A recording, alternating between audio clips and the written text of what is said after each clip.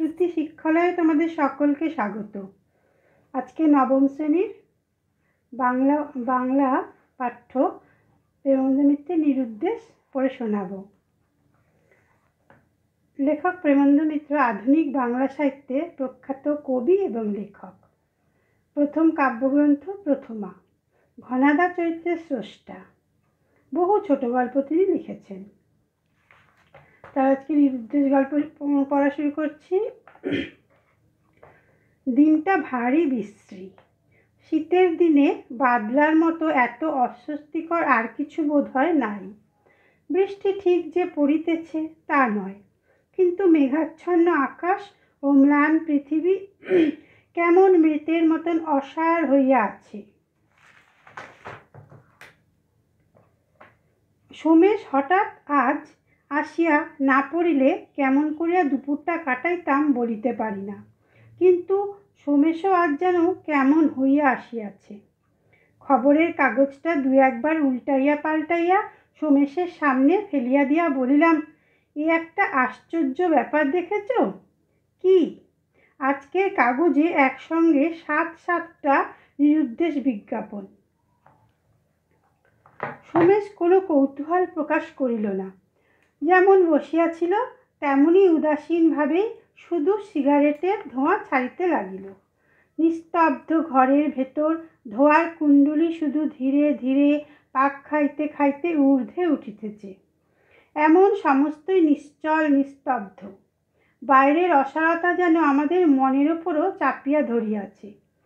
নিহাত একটা কিছু করিয়া এই অস্বস্তিকর স্তব্ধতা ভাঙিবার প্রয়োজনেই আরম্ভ করিলাম নিরুদ্দেশ। এই বিজ্ঞাপনগুলো দেখলে কিন্তু আমার হাসি পায়।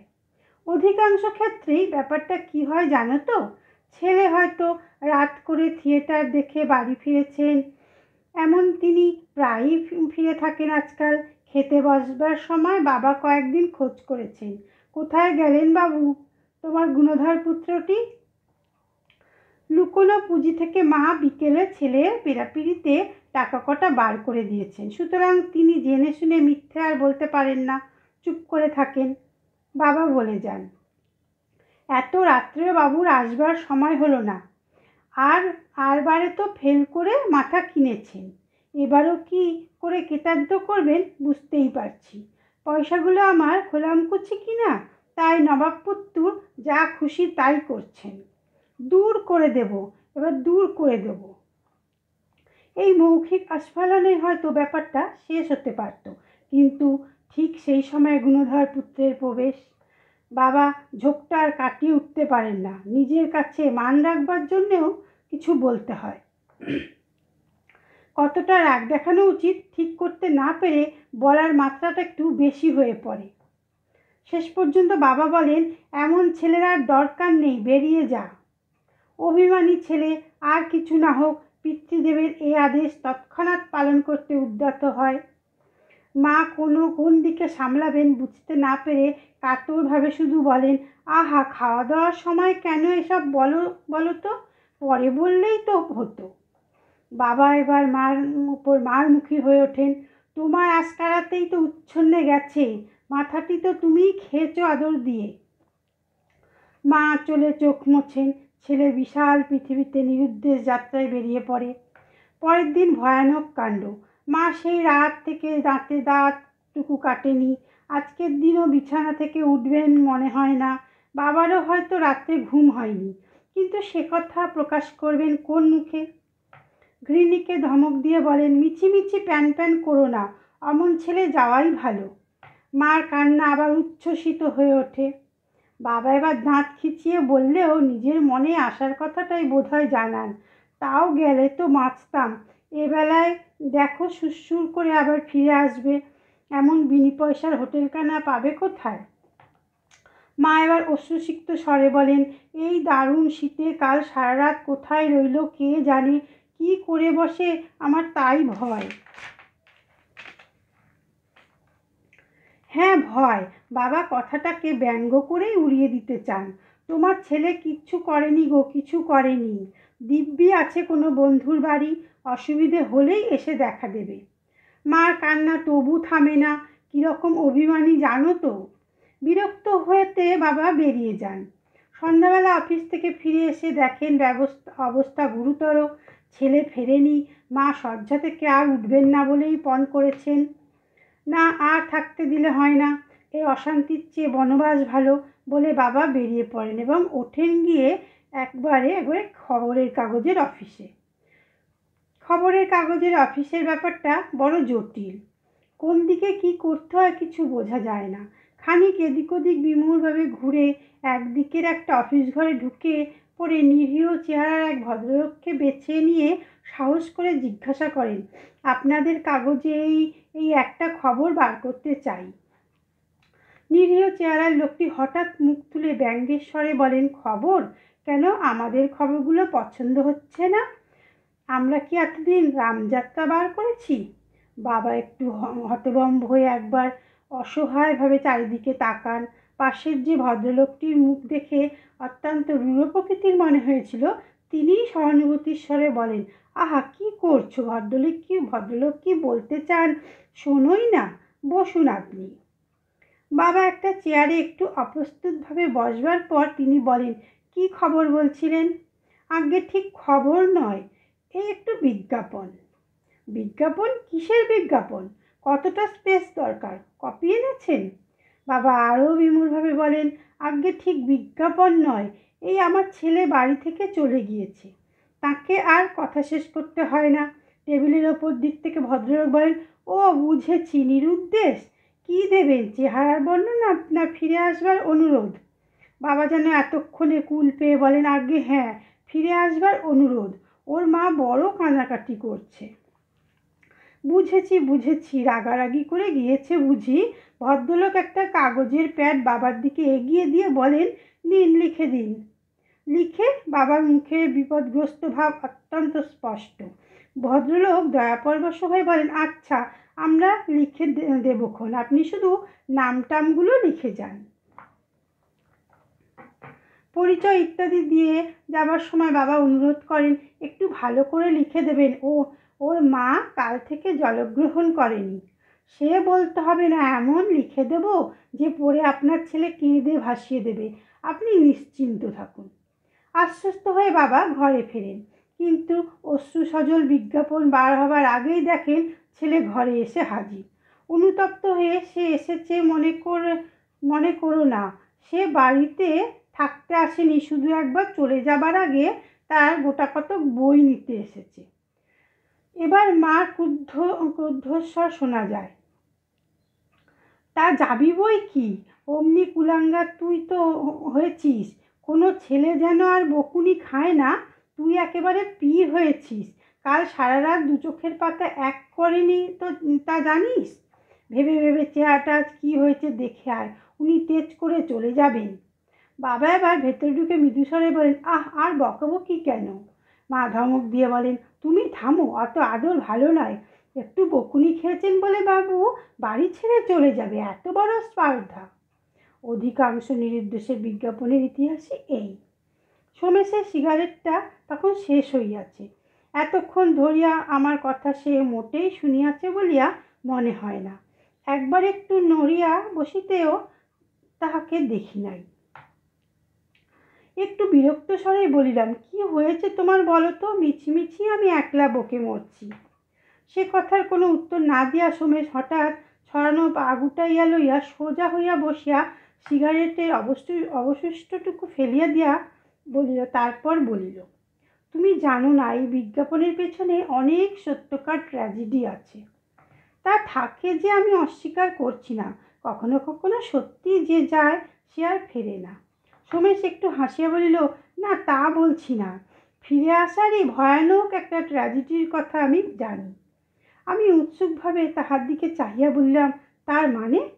শোনো বলছি। বাহিরে এতক্ষণে বৃষ্টি আবার আরম্ভ হইয়াছে। কাঁচের শাসির ভিতর দিয়া বাহিরের রাস্তাঘাট ঝাপসা অবাস্তব দেখাইতেছে। মনে হইতেছে আমরা যেন সমস্ত পৃথিবী হইতে বিচ্ছিন্ন হইয়া গিয়েছি। পুরনো খবরের কাগজের ফাইল যদি উল্টে দেখো, তাহলে দেখতে পাবে বহু বছর আগে এখানকার একটি প্রধান সংবাদপত্রের পাতায় দিনের পর দিন একটি বিজ্ঞাপন বেরিয়েছে। সে বিজ্ঞাপন নয়, সম্পূর্ণ একটি ইতিহাস। দিনের পর দিন ধারাবাহিকভাবে পড়ে গেলে সম্পূর্ণ একটি কাহিনী যেন জানা যায়। মনে হয় ছাপার লেখায় সত্যি যেন কান পাতলে কাতর আর্তনাদ শোনা যাবে। সে বিজ্ঞাপন অবশ্য নিরুদ্দেশের। প্রথমে দেখা যায় মায়ের কাতর অনুরোধ ছেলের প্রতি ফিরে আসবার জন্য। অস্পষ্ট আড়ষ্ট ভাষা, কিন্তু তার ভেতর দিয়ে কি ব্যাকুলতা যে প্রকাশ পেয়েছে তা না পড়লে বোঝা যায় না। ধীরে ধীরে মায়ের কাতর অনুরোধ হতাশ দীর্ঘশ্বাসের মতো খবরের কাগজের পাতায় যেন মিলিয়ে যেতেও দেখা গেল। তারপর শোনা গেল পিতার গম্ভীর স্বর, একটু যেন কম্পিত, তবু ধীর ও শান্ত। শোভন, ফিরে এসো, তোমার মা শয্যাগত। তোমার কি এতটুকু কর্তব্যবোধও নেই? বিজ্ঞাপন তারপরেও কিন্তু থামল না। পিতার স্বর ভারী হয়ে আসছে, যেন মনে হয় যেন গলাটা ধরা।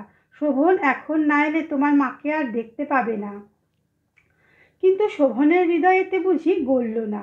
দেখা গেল বিজ্ঞাপন সমানভাবে চলেছে, শুধু পিতার নিজেকে সামলাবার আর ক্ষমতা নাই।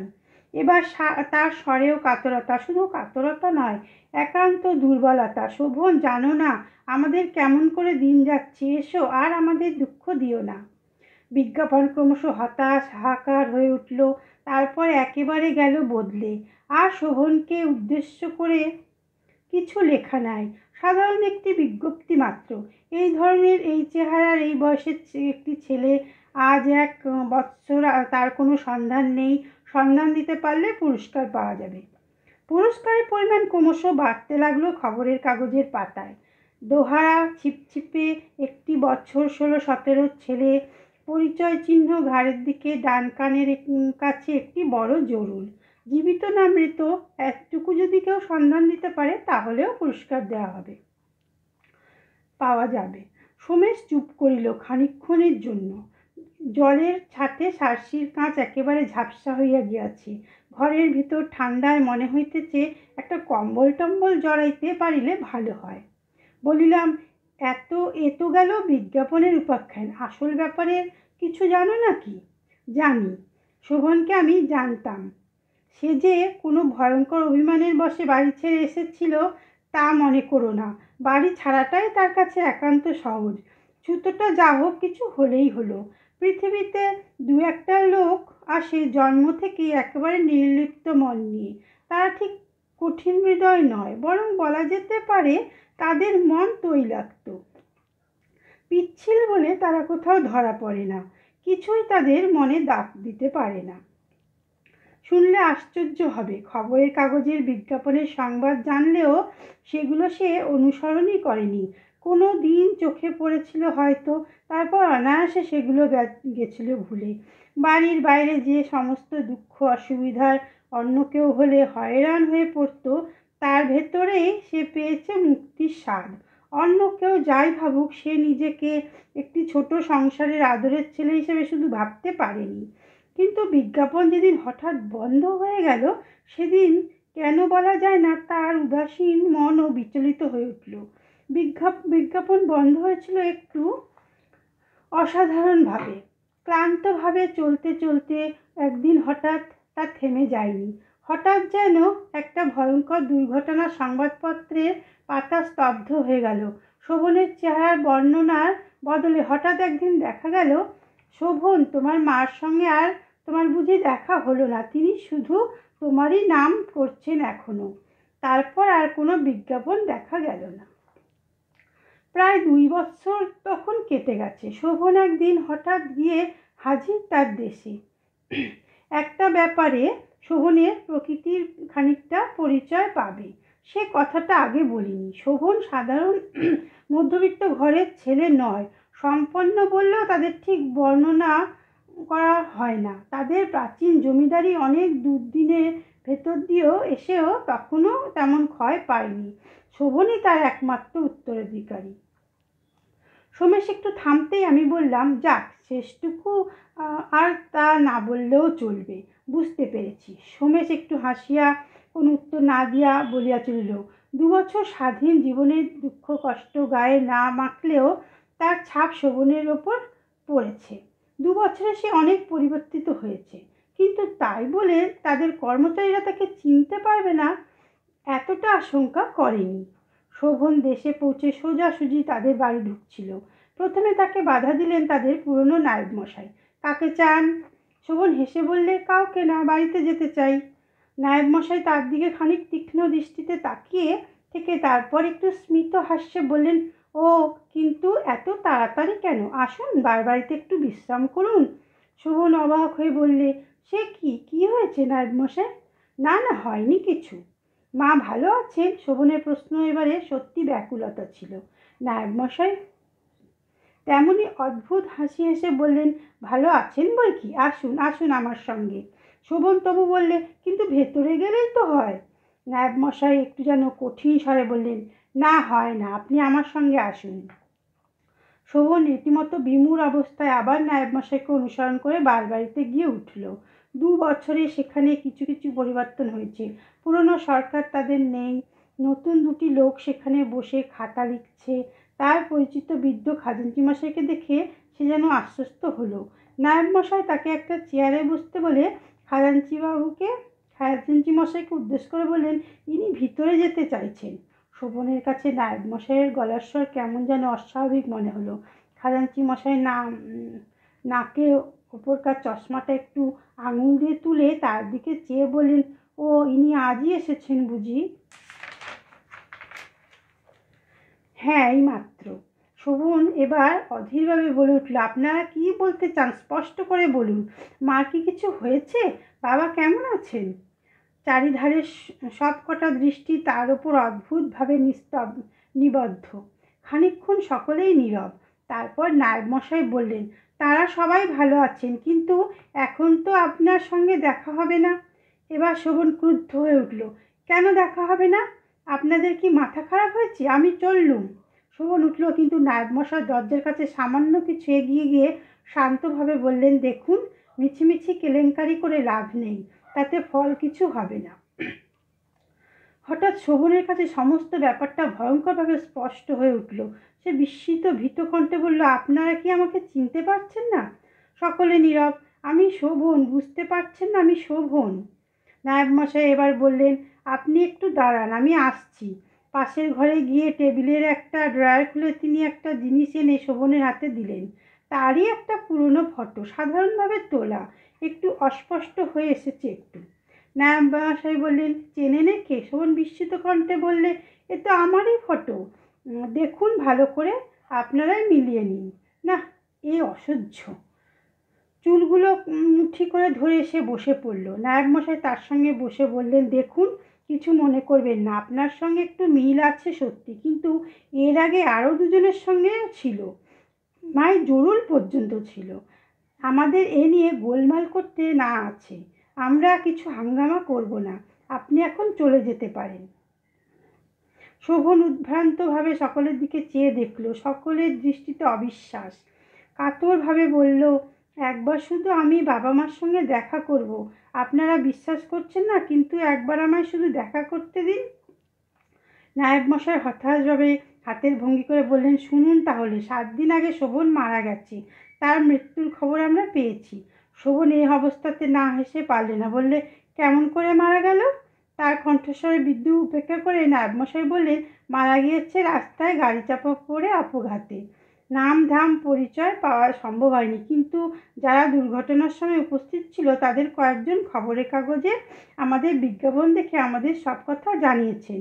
হাসপাতালেও আমরা খবর নিয়েছি, সেখানকার ডাক্তারের বর্ণনা আমাদের সঙ্গে মিলে গিয়েছে। শোভন এরপর কি করতো বলা যায় না, কিন্তু সে সময় দেখা গেল তার বাবা বাড়ি থেকে বেরোচ্ছেন। মানুষের সঙ্গে ঝড়ে ভাঙা গাছের যে এত দূর সাদৃশ্য হতে পারে, সাহিত্যের উপমা পড়েও কখনো তার মনে হয়নি। তার চলার গতিতে পর্যন্ত যেমন ভয়ঙ্কর দুর্ঘটনার পরিচয় আছে। সকলে কিছু বুঝে উঠবার আগেই শোভন দৌড়ে ঘর থেকে বার হয়ে গেল। নায়েব ও কর্মচারীরা ব্যাপারটা বুঝে তখন তার পিছু নিল। তখন সে বাবার কাছে গিয়ে উপস্থিত হয়েছে। বাবা! বৃদ্ধ থমকে দাঁড়ালেন। সে মুখের বেদনাময় বিমূঢ়তা শোভনের বুকে ছুরির মতো বিঁধল। বাবা, আমায় চিনতে পারছো? বৃদ্ধ স্খলিত পদে এক পা এগিয়ে আবার থমকে গেলেন। প্রবল ভাবাবেগে তার বার্ধক্যের শিথিল মুখকে বিকৃত করে দিচ্ছে।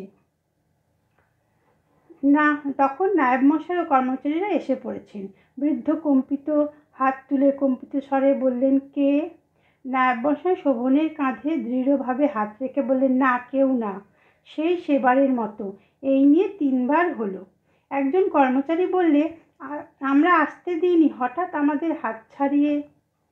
বৃদ্ধ তাকে থামিয়ে বললেন, কিছু বলো না, চলে যেতে দাও। বৃদ্ধ শেষবার শোভনের দিকে কাতরভাবে চেয়ে আবার ঘরের দিকে ফিরলেন। শোভন স্তব্ধ হয়ে দাঁড়িয়ে রইল। নায়েব মশাই তাকে কি বলছিলেন অনেকক্ষণ সে কিছু শুনতে পায়নি। কখন সে আবার বাড়িতে এসে বসেছে তাও তার মনে নেই।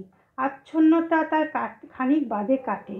ভেতর বাড়ি থেকে একজন কর্মচারী নায়েব মশাইকে এসে কি বলছে। নায়েব মশাই তাকে কি বলছেন ঠিক শোনা যাচ্ছে না। এইবার বোঝা যাচ্ছে। নায়েব মশাইয়ের হাতে অনেকগুলো টাকার নোট। কণ্ঠস্বরে তার মিনতি। শোভনকে একটা কাজ করতে হবে। বাড়ির কর্ত্রী মুমূর্ষু। ছেলের মৃত্যু সংবাদ তিনি শোনেননি। তাকে কিছু জানানো হয়নি। এখনো তিনি তাকে দেখবার আশা করে আছেন।